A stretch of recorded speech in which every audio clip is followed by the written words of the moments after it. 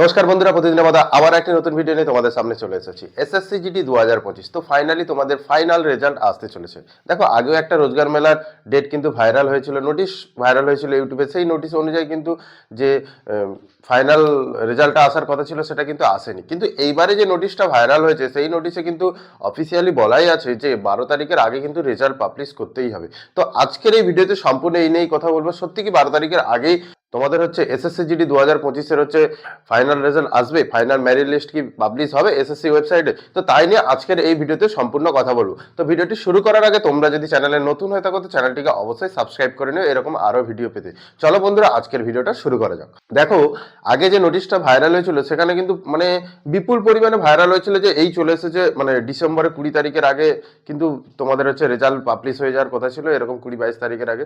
তো সেটা কিন্তু হয়নি, কারণ যে নোটিশটা দেওয়া ছিল সেটা সম্পূর্ণ ফেক। ইউটিউবে একটাই চ্যানেল আছে, তোমরা সবাই জানো, যেখানে কোনো কিছু আসুক না আসুক তার কাছে কিন্তু মানে খবরটা চলেই আসে খুব তাড়াতাড়ি।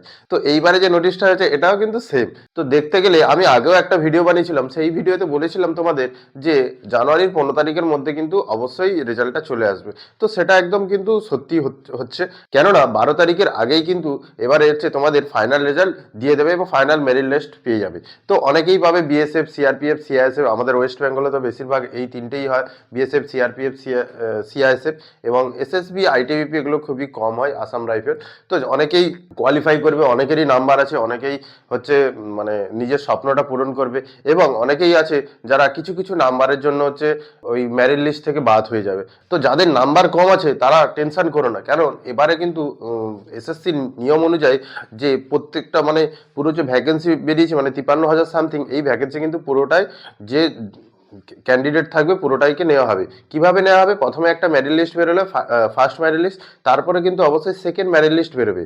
সেই সেকেন্ড মেরিট লিস্টে কিন্তু যাদের নাম্বার কম আছে তারাও কিন্তু ভর্তিতে চান্স পাবে।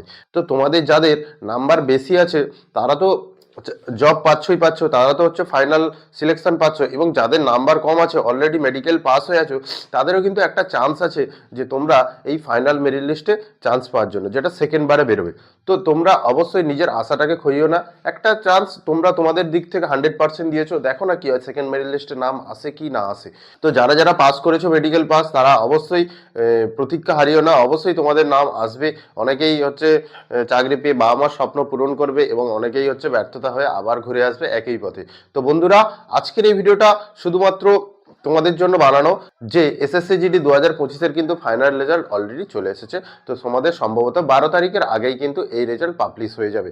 এই রেজাল্ট এবং তোমাদের যে ফাইনাল মেরিট লিস্ট কতই কাট অফ গেছে সেগুলো কিন্তু পাবলিশ হয়ে যাবে। যাদের যাদের নিজেদের স্বপ্ন পূরণ হবে তারা একটু নিচে কমেন্ট করে দিও। অনেকের স্বপ্ন আছে, কেউ গাড়ি কিনবে, কেউ বাড়ি করবে, কেউ গার্লফ্রেন্ডকে বিয়ে করবে, এই জন্য ফেসে আছে, এরকমও কিছু থাকতে পারে।